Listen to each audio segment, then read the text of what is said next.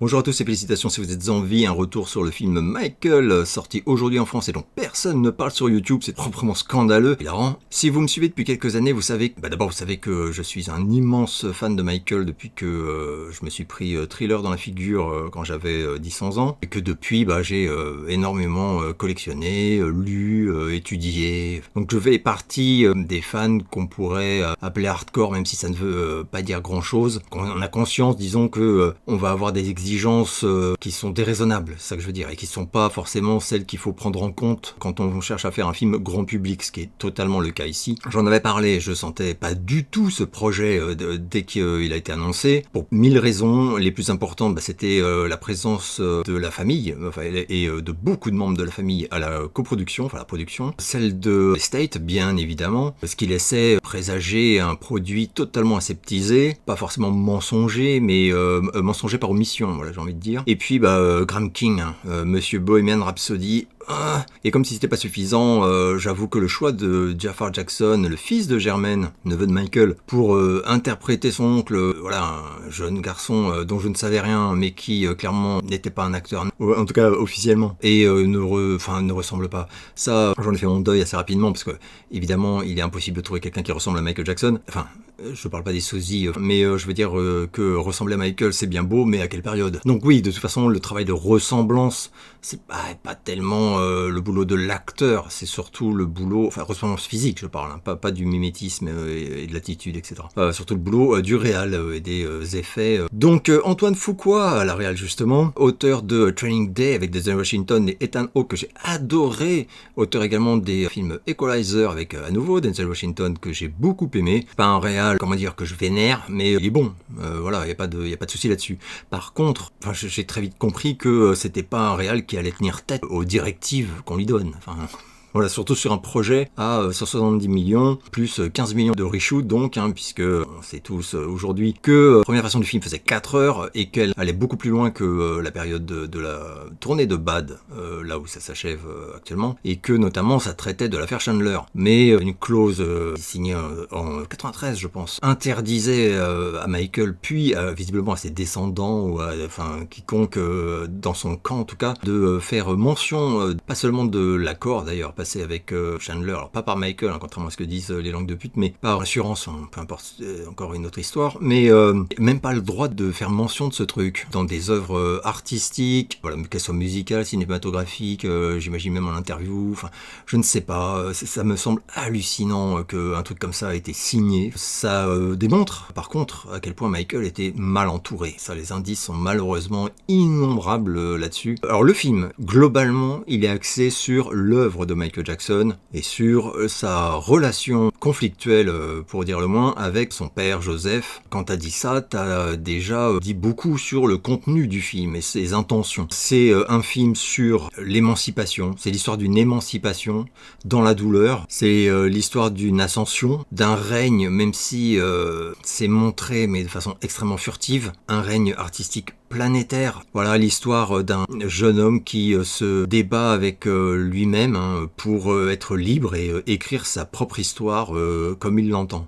C'est donc aussi assez principalement un film sur les liens du sang et leur toxicité, même si ça s'attarde également sur leur importance, notamment pour Michael, la beauté que ça peut quand même avoir par certains aspects. Alors, on dit beaucoup tout et n'importe quoi depuis sa sortie, je parle ici des retours critiques. Beaucoup de gens reprochent au film d'être trop soft, pas forcément édulcoré, mais je vais dire aseptisé, ce qui veut dire la même chose, donc voilà. Je peux le comprendre, puisque c'est moi-même une des craintes énormes que j'avais. Néanmoins, c'est un film qui met l'accent sur l'insécurité de Michael, sa timidité maladive, un beau paradoxe. Oui, on va se focaliser ici, plus particulièrement sur les aspects émouvants, touchants même, de l'artiste, sans approfondir les facettes de sa personnalité un peu plus compliquées, on va dire, ou difficiles à comprendre. Et là, je parle pas du tout, évidemment, des enfants ni rien du tout, mais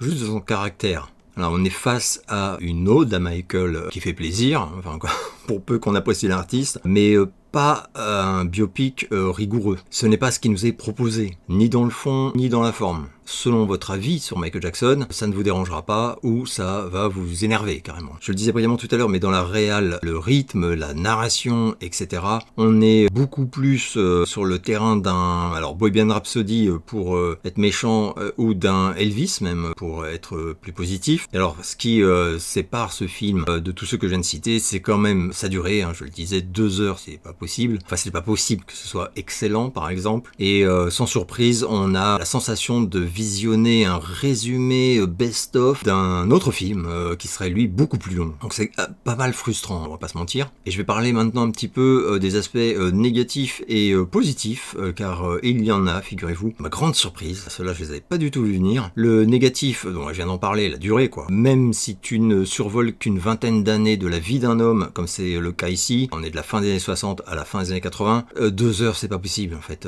Surtout une vingtaine d'années de cette vie-là, enfin de ces événements-là, et de cet homme-là. Et je vois même pas comment, Fuqua, j'ignore, peut-être qu'il s'est battu pour que ce soit plus long, qu'il a perdu ce combat, enfin, mais c'est compliqué. On a un montage qui est ultra saccadé, et à chaque fois que tu commences à t'immerger dans une séquence, ça coupe. Et on passe à autre chose complètement. T'as presque l'impression que Antoine Fuqua est derrière ton épaule avec une télécommande magique et qu'il fait « Ouais non mais bon là on n'a pas le temps, on va passer à autre chose ». C'est chiant. D'autant que ces ellipses très problématiques, il y en a beaucoup trop et elles font des bonds dans le temps, mais c'est culotté. Et alors là pareil, c'est que t'as l'impression qu'il est derrière toi, qu'il fait « Non mais ça on s'en fout ça ». Mais non, en fait, non on ne s'en fout pas forcément. Bref, on a un film qui est structuré pour la jeune génération, un public qui passe son temps sur les réseaux sociaux, et qui fait du scrollage du matin au soir, enfin ou ne parvient plus à rester concentré sur quelque chose qui n'est pas, impactant, plus de quelques minutes. Ainsi, le film n'approfondit jamais rien, il enchaîne les événements avec frénésie pour impressionner le spectateur, mais survole tous ces thèmes avec une légèreté assez,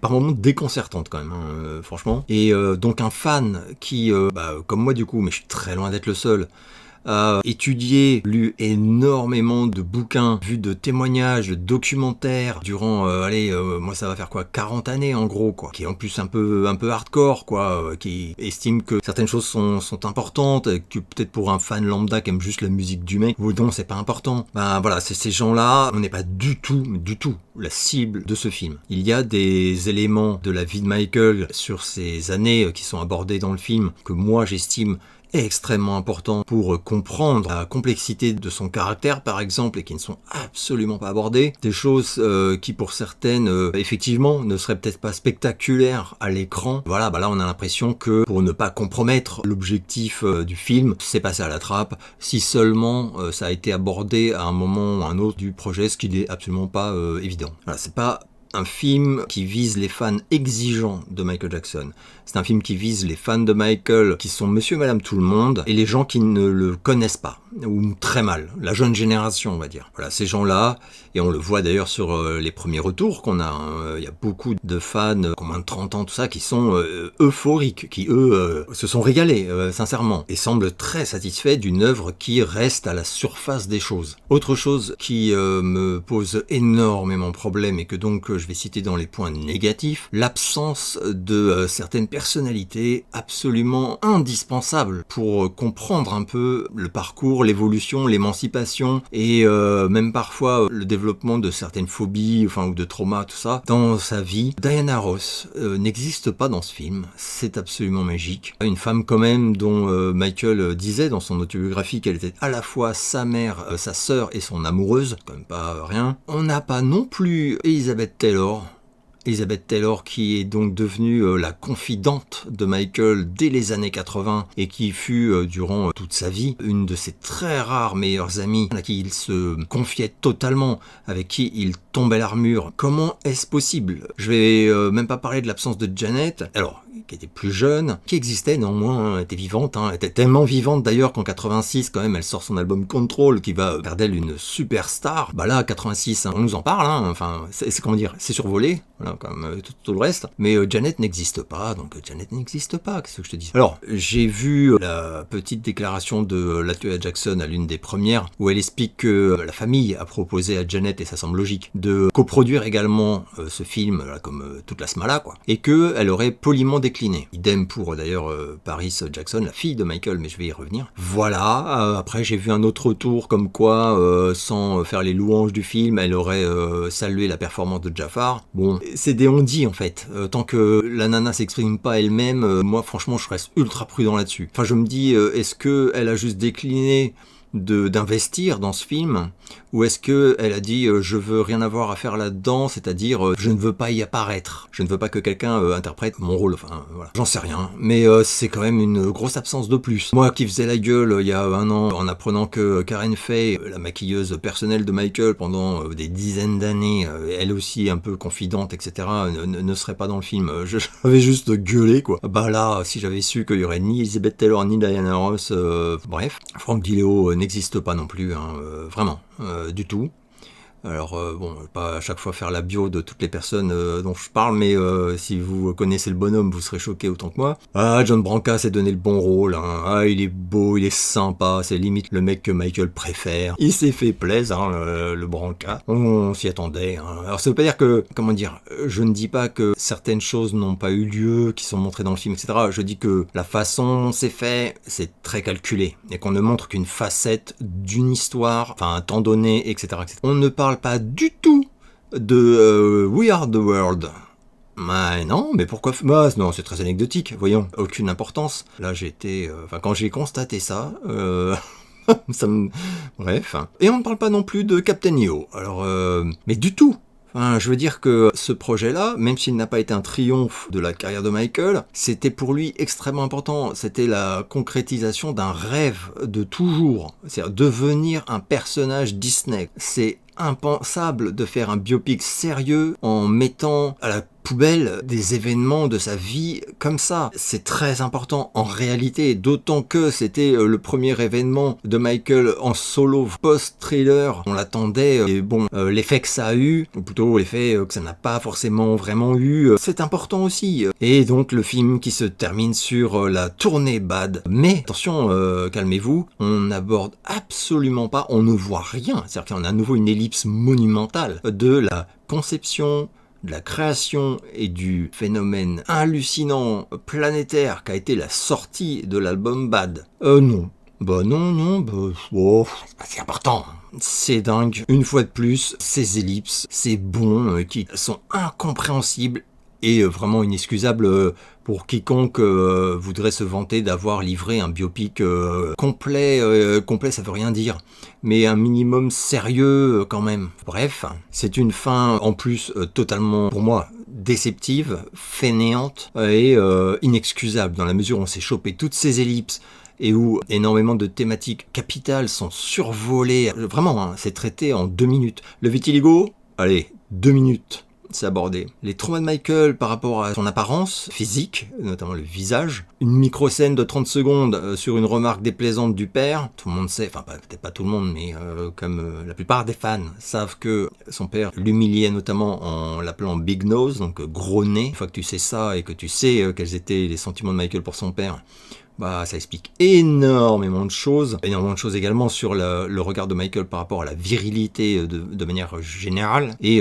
son androgynie, enfin l'androgynie qui va se développer tout au long de sa vie et qui trouve des explications très claires. La facette relativement asexuée également, qui a des causes réelles, enfin multiples mais réelles. Bah non, évidemment qu'on va pas te montrer les orgies que les frères faisaient avec des groupies en présence de Michael la nuit et qui l'ont lui assez logiquement totalement traumatisé, sachant qu'il était gamin et que je pense que les frangins, alors ça quand même on le perçoit dans le film, n'ont ni son QI ni son talent et d'assez loin. Ça c'est un des trucs honnêtes du film, c'est qu'on voit bien qu'il y a un énorme fossé entre Michael et ses frères. Mais là, terminer ça comme ça, non. Et surtout, quand ton film est autant épileptique parce que t'as pas le temps de rien et que machin, tu te permets pas, qui s'énerve, tu t'offres pas le luxe, je veux dire, de conclure le film avec 2 chansons successivement, quasiment en entier. Enfin, et quand je dis quasiment, je crois que c'est en entier, en live. Donc on a Human Nature en live sur le Victory Tour, en entier. Ça n'a aucun intérêt,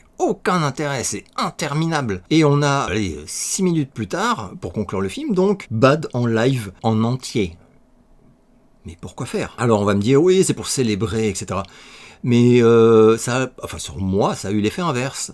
C'est-à-dire que dans ces moments-là, en fait, dans tout ce qui est reconstitution, que ce soit les clips, Beat It, Thriller, là aussi, hein, alors Beat It, ils prennent un peu plus leur temps, mais Thriller, c'est bâclé de ouf. Genre John Landis n'existe pas, c'est juste une ombre derrière une caméra un quart de seconde. Ah putain, c'est compliqué. Donc bref, ah oui, alors Billie Jean, le clip de Billie Jean qui a quand même été extrêmement important. Non, enfin quand je dis non, c'est rien, veut dire. Et là, sincèrement, les séquences musicales, je sais qu'il y a des gens qui visiblement ont adoré, donc voilà, mais ce n'est que mon avis à moi, hein. Mais moi ça a été l'inverse, c'est-à-dire qu'à chaque fois, ça m'a sorti du film. C'est vraiment là un sosie, c'est un mec qui imite Michael Jackson, enfin je veux dire que doué ou pas doué, c'est rien d'autre. Et tu as beau faire de ton mieux, tu n'auras jamais l'aura de Michael Jackson sur scène. Enfin là c'est suicidaire. Pour moi, en fait j'aurais été le réel, j'aurais dit les séquences live, tout ça, on va pas trop mettre ça en avant, c'est-à-dire qu'on va vraiment raconter une histoire et elle sera bien évidemment entrecoupée de séquences musicales, mais sachant que c'est pas là-dessus qu'on va tirer notre épingle du jeu, on va pas s'attarder. Là, t'as l'impression de fou quoi, il est tellement en mode wow mec, je te regarde, mais je vois Michael, que du coup on se tape des clips, enfin pas des clips pardon, des chansons live en entier. Sur un film de 2 heures, on a 10 minutes de chansons, au moins, mais beaucoup plus en fait. Mais on a 10 minutes notamment amputées d'un film qui ne dure que 2 heures avec Human Nature et Bad, avec Jafar qui fait de son mieux. Mais pourquoi faire? Ça n'apporte rien. Un autre truc qui m'a ultra choqué, pour conclure dans le chapitre, des trucs voilà, pas forcément positif, c'est que j'étais convaincu, mais je suis naïf, hein, j'étais convaincu, ça me semblait, c'était même pas un truc discutable en fait, que le film s'achèverait sur des images du vrai Michael. Et quand j'ai lu des retours où les gens disaient à la fin j'ai pleuré, plein de gens ont pleuré, etc., je me suis dit, ah bah ouais, putain, mais moi je vais chialer aussi en fait. Si à la toute fin, tout d'un coup, on a des extraits de Michael durant ces années qu'on vient de nous montrer, ah ouais, là par contre, le manque, enfin, ça va être terrible. Moi je sais que je vais craquer en fait. Et j'aurais craqué. À la fin du film, on m'aurait montré même des extraits du vrai Michael chantant Bad sur cette tournée ou de courts extraits de l'époque, de la folie Thriller, ça aurait été trop dur. Revoir le sourire de Michael, des choses comme ça, le rire, ah putain. Eh ben non, on n'a pas ça. Et là, pourquoi on n'a pas ça? Je ne sais pas. Tu sais, il y a des trucs où t'es pas d'accord, du coup t'es en colère, mais il y a des trucs où t'es pas d'accord et tu ne comprends pas. Voilà, et j'ai noté positif, alors positif forcément, il y a moins de trucs, mais il y a quand même des trucs, et je tiens absolument à en parler, parce que c'est pas, je veux pas faire une critique uniquement négative. Tous ceux qui me connaissent savent ma relation avec Michael. Quand j'ai lancé ma chaîne, j'ai fait une vidéo où j'explique à quel point c'était une partie immense de ma vie, pour 1000 raisons, bref, peu importe. C'était plié que j'allais pas être satisfait de ce film, c'est impossible. Et d'ailleurs, j'ai vu que autour de moi, quelques amis, notamment chez les youtubeurs, comme Hector Barjot et d'autres, non, évidemment que nous ne sommes pas conquis, enfin voilà, mais il ne pouvait en être autrement, enfin bref. Alors, il y a des choses où je pensais que je serais consterné et ça n'a pas été le cas. Il y a des choses où je pensais que je ne serais pas touché et j'ai été touché. Donc je tiens quand même à le dire. Le film, une fois que j'ai dit tout ça, une fois qu'on met un peu de côté, je veux dire, toutes ces attentes qui étaient irréalistes dès lors qu'on savait que c'était la famille à la production, que le truc, pour 1000 détails que j'ai expliqués, faut faire ton deuil, quoi. Non, t'auras pas ce biopic de 5 heures, ultra sérieux, qui n'hésite pas à te montrer le Michael privé, vraiment. Bref, eh bien, ça aurait pu être une merde. Je le dis franchement, et là ça va, enfin ceux qui m'écoutent depuis le début vont vous dire, hein, mais le film a beaucoup de qualité. Et je crains que les gens qui vont lui vomir dessus n'en parlent pas. Enfin, ou les glissent sous le tapis en mode... Ouais bon bref, ça on s'en fout. Jafar d'abord. Jafar, j'avais aucune confiance en sa performance. Ce que je voyais de lui dans les bandes annonces, je me disais, bon alors là, c'est clair que non. Alors non seulement c'est pas Michael, mais... ça va pas même, enfin carrément. Je dois dire que très rapidement, en réalité, ça le fait.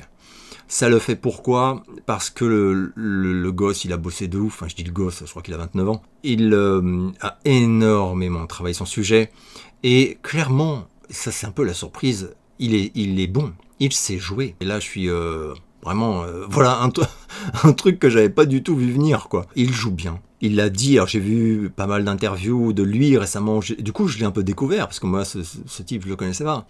Et j'ai vu un type humble d'abord, les pieds sur terre, très conscient du défi, voilà, surtout compte tenu de son CV d'acteur inexistant. Et il m'a bien plu humainement, Jafar Jackson. Je trouve que oui, il rend. Enfin, alors j'ai vu des compliments sur sa performance et je me disais, allez, ça c'est vraiment la propagande, promo machin.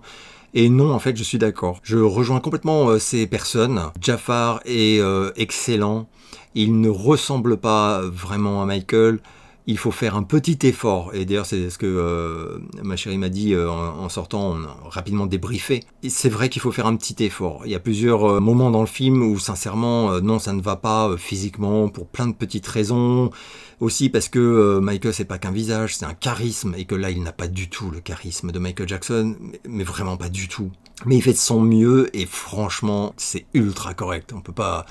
Faut pas délirer, on n'aurait jamais eu, à part dans des années avec l'IA ou j'en sais rien, mais est-ce souhaitable, je ne crois pas, un film, un biopic avec un mec qui ressemble, oui, qui est réellement Michael, quoi. Non, voilà, non, c'est pas Michael. Donc les gens qui disent, mais c'est Michael à l'écran, non, bien sûr que non. Mais c'est pas grave, Austin Butler n'était pas Elvis à l'écran non plus, et régulièrement on se disait, ouais, c'est un mec qui joue Elvis, mais c'est pas Elvis. Est-ce que c'était problématique ? Pas du tout. Enfin, pour moi, absolument pas. Je rappelle que j'ai beaucoup aimé ce film, Elvis. Bref, très bonne performance de Jafar. Et globalement, très bonne performance de tout le casting. Colman Domingo dans le rôle de Joe Jackson est remarquable. Tout le monde le dit. Et c'est effectivement assez bluffant. Moi qui, comme beaucoup de vieux fans, ai visionné pas mal de vidéos de ce type qui étaient ultra malaisant, surtout quand il souriait, etc. Là, Domingo, il a tout capté. Il a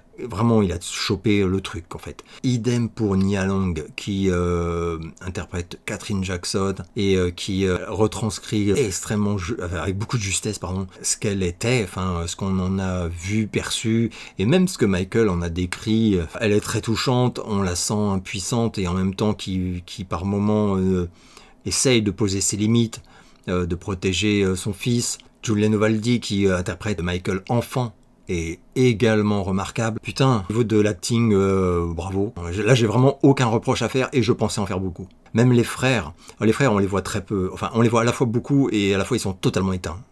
C'est-à-dire que on n'apprend rien sur la personnalité de Jermaine ou pour parler de l'autre Jackson plus connu à part Janet, donc qui n'existe pas, je vous ai dit. On les voit sans les voir, ils sont là dans l'ombre, ils sont inexistants. Je peux comprendre ce choix parce que ça, par contre, ça a un peu du sens, je trouve, quand on connaît les Jackson et quand on sait la relation très compliquée qu'ils ont eue avec Michael. Voilà, mélange de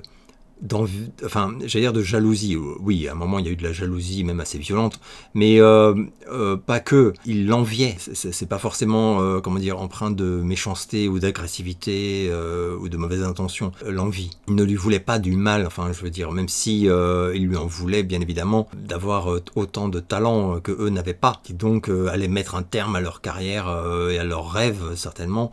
Même si Jermaine, il y a cru un petit moment, je pense qu'il s'est vu en artiste solo successful, quoi, mais bon, il a compris que non, à l'exception du duo avec Pia Zadora, When the Rain Begins to Fall, que j'adore d'ailleurs, que j'adore comme un bonbon. Bref, je tiens à dire que j'ai des séquences qui m'ont énormément plu, certaines m'ont ému, alors là, je n'ai pas du tout vu venir ça, et certaines m'ont étonné.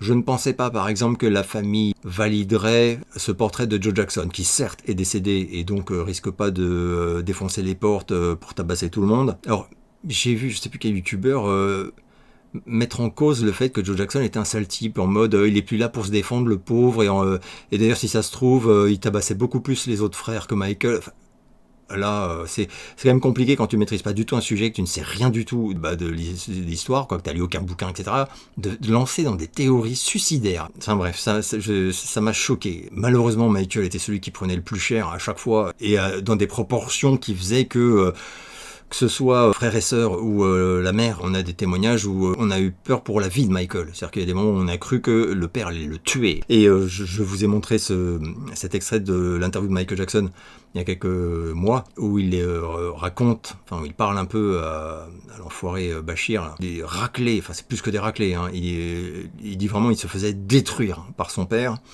et pas qu'avec une ceinture, et pas que sur les fesses. Or, c'est ce qu'on voit dans le film. Voilà, micro spoil, enfin, tout le monde s'en doute. Là, ça rejoint aussi le fait que c'est soft, c'est assez soft. Néanmoins, moi je craignais carrément qu'ils décident de dire ouais c'est un père sévère, mais voilà quoi, ça, comme plein de papas quoi. Non, là il y a quand même 2-3 scènes où on sent vraiment la rage du mec, et je ne suis pas pour, enfin je n'aurais pas apprécié qu'on me montre ce que Michael a décrit, ou ce que même d'autres frères ont confirmé qu'il avait eu lieu dans son enfance. Des passages à tabac, où le gamin était brisé en sang, etc. Enfin là, on est dans un cauchemar. Est-ce que tu as envie de voir ça à l'écran ? Non. Enfin moi non, en tout cas. Donc je suis ravi qu'il ne l'ait pas montré, qu'il ne l'ait pas fait, et qu'il se contente juste de nous faire comprendre que potentiellement, parfois ça a pu aller plus loin. On sait que c'est allé plus loin.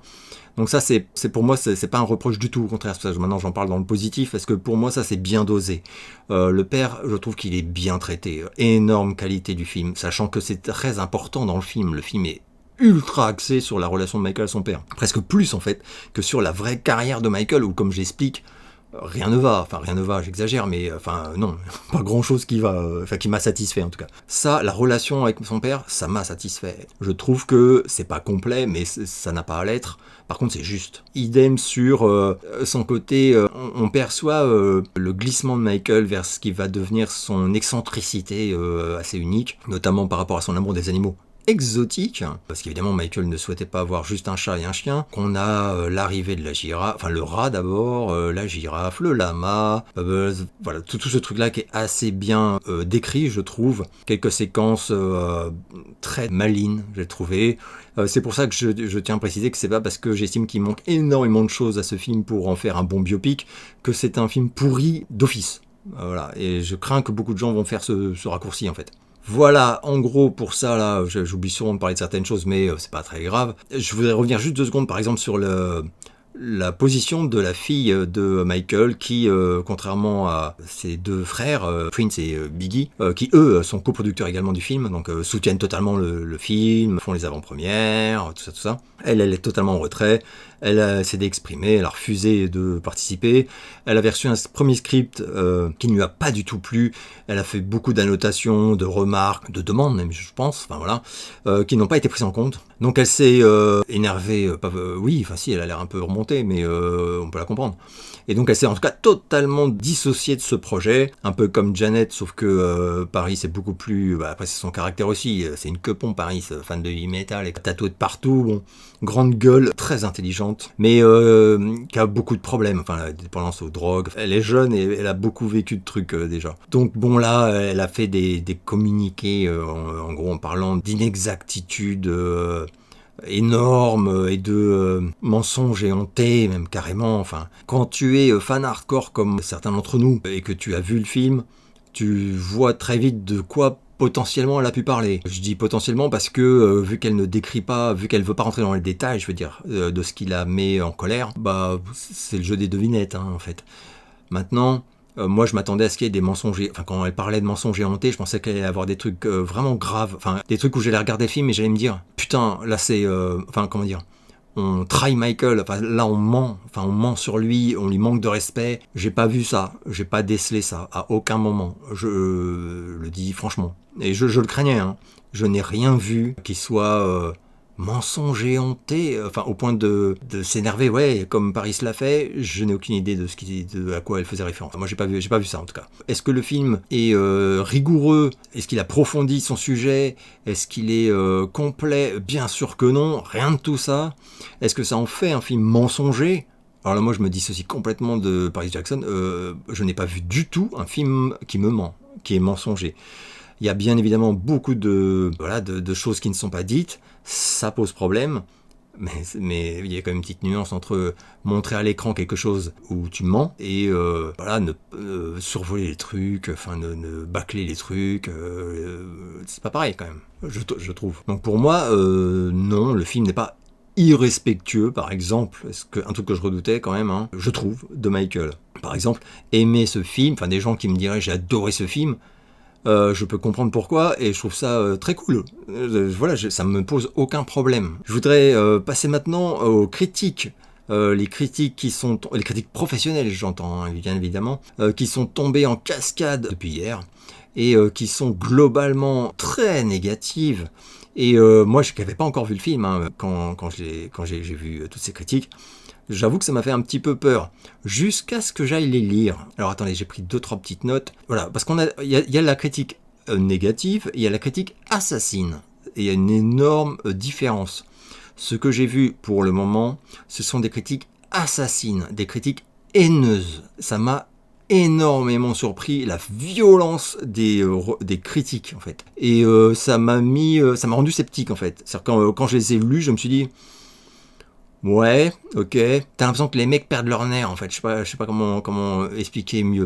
Mais surtout, et dans toutes celles que j'ai lues, je vais en citer, j'ai perçu personnellement un mépris viscéral pour l'homme Michael Jackson. Donc dès lors que t'aies trouvé le film nul à chier et que tu y vomisses dessus, sincèrement je m'en bats les couilles. Tu n'es pas objectif. Tu détestes Michael Jackson, tu te trahis en fait à chaque ligne. Donc bon, bah voilà, à ton avis, il vaut que dalle en fait. Je suis très sincère, je n'ai pas lu à ce jour une seule critique négative convenable, j'allais dire sérieuse, j'ai envie de dire, du coup. Alors, c'est là où je regarde les notes que j'ai prises. J'ai lu les critiques notamment du magazine Rolling Stone américain, donc, hein, du magazine Empire, du quotidien Le Guardian, du Times également, pour parler des journaux étrangers. Petite précision, tous les médias que je viens de vous citer avaient fait à la sortie de Leaving Neverland le tapis rouge, plus éloge, plus si vous croyez pas ce que racontent ces deux personnes, vraiment on peut plus rien pour vous quoi. Vous êtes vraiment aveuglés quoi. Ces gens-là, en fait, dans leur critique de ce biopic, trouvent le moyen de glisser des petits pics en mode oui, les accusations ne sont pas abordées comme c'est pratique, sachant qu'il est coupable. Enfin voilà, c'est vraiment, je suis sérieux, hein, c'est vraiment de cet ordre-là. Donc ce sont que des médias qui sont convaincu de la culpabilité de Michael. Ah ouais, en France, c'était magnifique. Le magazine Première, le journal Libération et le journal Le Monde. Alors Le Monde, c'est encore plus drôle parce que ils ont aimé le film en plus. Donc, bref, mais bon, Première et Libé, ils le massacrent. Profitent de leur critique pour glisser que, bien qu'innocenté, Michael est coupable. Hein. Ne l'oubliez pas, il est coupable, car parfois des coupables sont innocentés. Donc ils ont décidé, quoi. Enfin, c'est aberrant. Rien n'a bougé, rien n'a changé. Ces gens-là sont aveuglés. Enfin, c'est complètement terrifiant. Je crois que c'est Le Monde qui dit le film est bon, mais ça pose problème hein, quand même parce que il fait l'éloge d'un criminel. D'un prédateur. Et il cite le visionnage de Leaving Neverland ne peut pas être...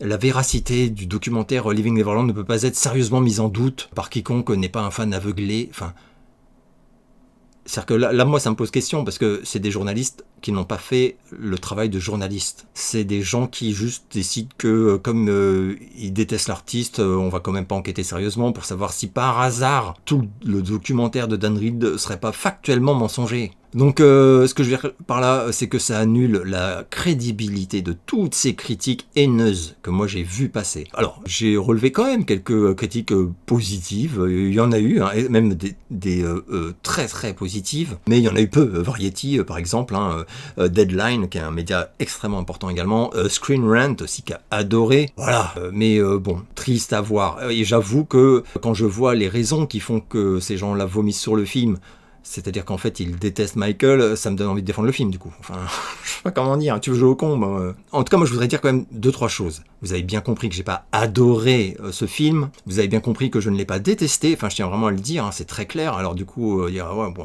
c'est un peu mi-figue, mi-raisin. Ce qui est important, c'est d'expliquer ce qu'on a apprécié dans le film. Je viens à peu près de vous l'expliquer. Et ce qui nous a, forcément, fortement déplu dans l'orientation de ce film. Néanmoins, il y a des choses qui sont reprochées à ce film par ces médias de merde et qui sont fausses, factuellement, de mon point de vue. J'en ai noté 3.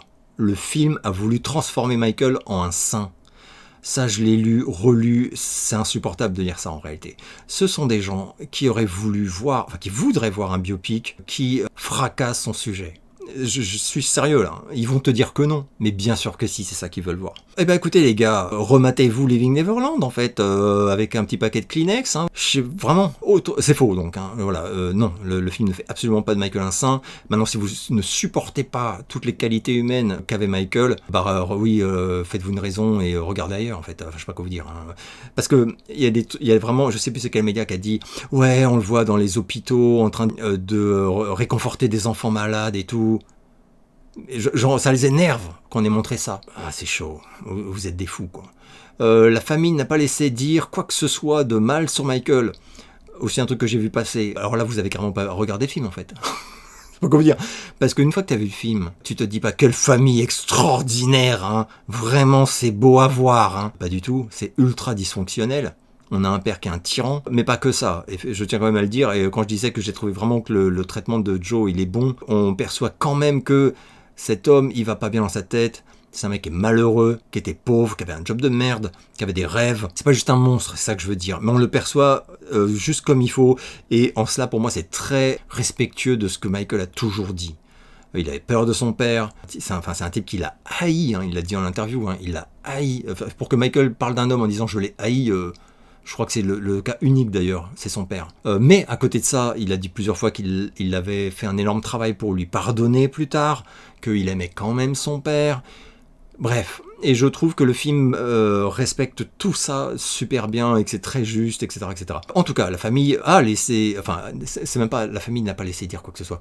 C'est complètement faux. La famille était d'accord pour qu'on aborde les accusations de Chandler. Je sais pas ce qu'il vous faut les mecs, vous êtes vraiment débiles.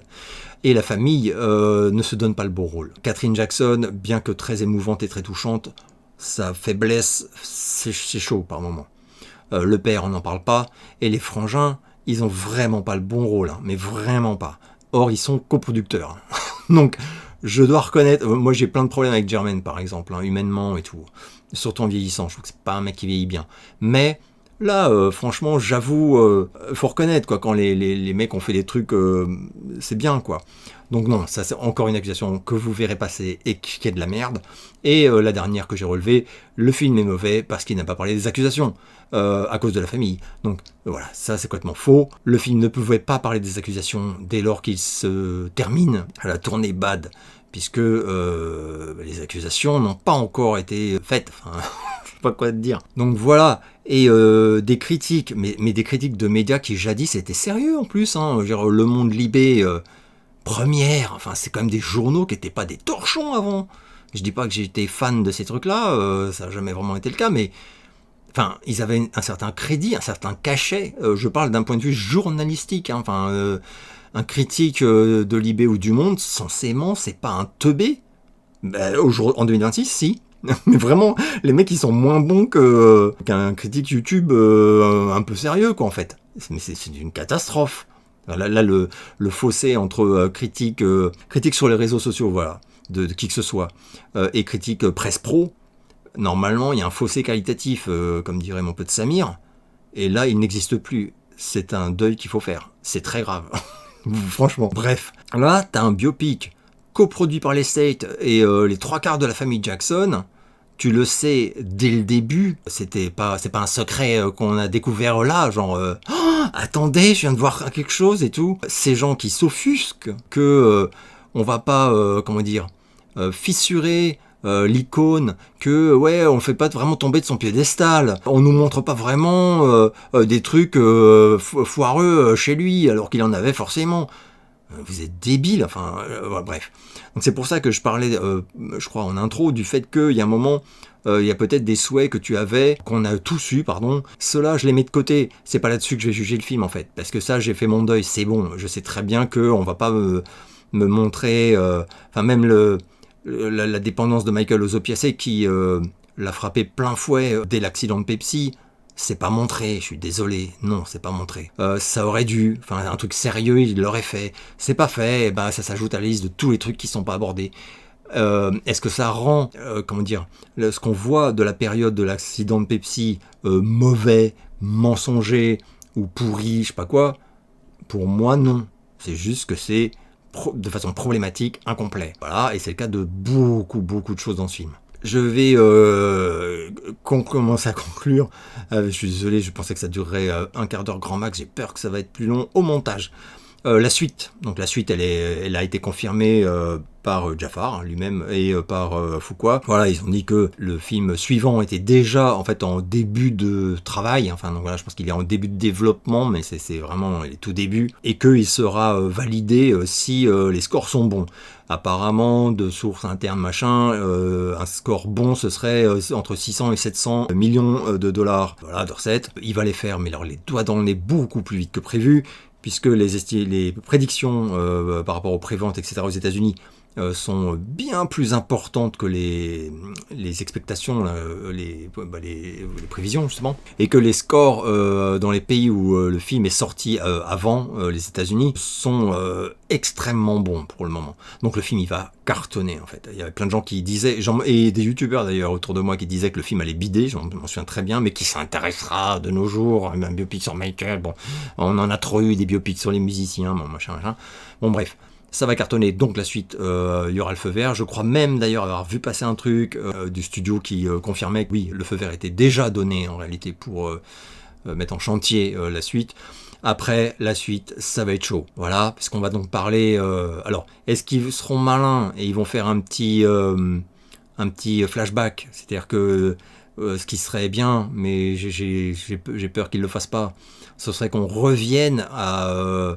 la création de Bad, je demande pas forcément Captain Neo, tout ça, We Are The World, mais là vraiment, sauter la création, la composition, la sortie de Bad, c'est pas possible. Alors est-ce que ce sera le début du film suivant? J'en sais rien. Ce serait bien, mais j'ai peur que non. Mais censément, on aura donc aller au moins de Dangerous à Invincible, et là, logiquement, je pense jusqu'au décès même. Alors, vu comment Fuqua il se permet de faire des ellipses, je pense que là, ils vont... ça va être plié. La suite, ça se trouve, ça va durer 1h20, de Dangerous au décès de Michael. Bref, ça va être très compliqué. Là, je vois pas, je ne sais pas. Ils vont le faire. Comment peuvent-ils le faire sans blesser, la mémoire de Michael? C'est quand même, ça va être très compliqué à regarder. Même en étant pudique et tout, ça va être chaud. Et là, je parle pas des accusations, vous savez très bien ce que je pense de l'innocence de Michael, mais je veux dire, il a, entamé une déchéance très lente, mais très flagrante quand même, au bout d'un moment, qui était, pour les gens qui l'aimaient, horrible à voir. Un film qui me montre tout ça, je ne sais pas, ça va être compliqué de le rendre glam. Enfin, ce sera pas, de toute façon, ce sera pas le... Ça pourrait être le penchant, pénombre de ce premier film qui est très lumineux quand même si, c'est pas je sais plus c'est qui a mis Bisounours avec le gamin qui se fait défoncer la gueule par le père tyrannique, et même la toxicité de la manipulation mentale, enfin psychologique du père. Elle hante tout le film quand même. On est très loin sur un film sympatoche, ou Bisounours ou je ne sais quoi. Enfin, je comprends pas, on n'a pas vu le même film, je ne sais pas. Chacun son ressenti, de toute façon. Après, je vais conclure, enfin. Et je voudrais conclure sur une note un peu... une réflexion personnelle que je me suis faite en sortant. Et j'ai vu personne faire le lien, mais peut-être parce que ça les intéresse pas. Enfin, ou que c'est pas intéressant, même tout court. Mais tout est possible. J'ai trouvé que le film Michael ressemblait... énormément à l'unique autobiographie que Michael a écrite, Moonwalk, donc que j'ai d'ailleurs ressorti là parce que j'avais refeuilleté. Publié en 88, 5 mois après la sortie de l'album Bad, alors qu'il était en pleine tournée, c'est-à-dire que ce livre est sorti pile au moment où le film s'achève. C'est quand même une drôle de coïncidence. Alors, je précise pour ceux qui maîtriseraient pas trop le truc que c'est Michael Jackson qui est bien l'auteur de ce livre. C'est le fruit de nombreux entretiens en fait qu'il avait eu avec l'éditrice Shane Earhart, étalés sur 4 années.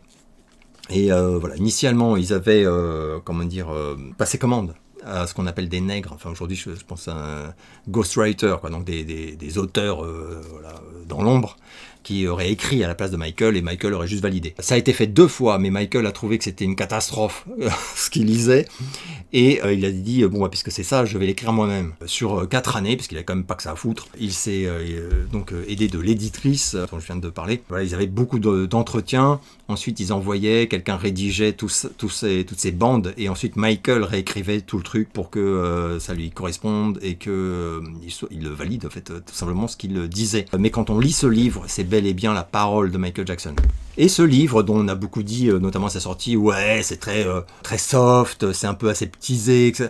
Comme par hasard, tous les reproches qu'on voit sur ce film Michael, et dont je ne dis pas qu'ils ne sont pas justifiés, hein, je dis que ça s'ajoute encore à des points communs, enfin des similitudes avec cet ouvrage. Plus j'y pensais à ça, et plus ça m'a semblé vraiment énorme comme constat, quoi. Les similitudes sont réellement importantes et nombreuses, notamment donc ce mélange d'optimisme qu'on perçoit quand même durant le film, et ce mélange aussi de pudeur quant aux zones d'ombre et aux périodes très difficiles que Michael a endurées. Néanmoins, pour les gens qui défonce un peu ce bouquin en disant que on n'y apprend rien et il ne révèle rien d'intéressant de Michael, c'est totalement faux. Peut-être à une première lecture un peu superficielle, mais quand on relit ce livre vraiment attentivement plusieurs fois, comme moi j'ai pu le faire durant ma vie, étrangement, il en dit plus que ce qu'on pourrait penser. Et d'ailleurs, je rappelle que Michael voulait annuler la sortie de ce livre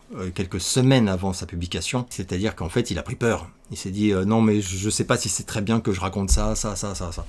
Et finalement, les gens n'ont pas trop prêté attention à sa sortie. Il s'y livre plus qu'on pourrait le penser, c'est ça que je voulais dire. Bref, je me suis dit, quand j'ai fait ce constat-là, j'ai eu une remarque, et elle m'a pas traversé l'esprit du tout.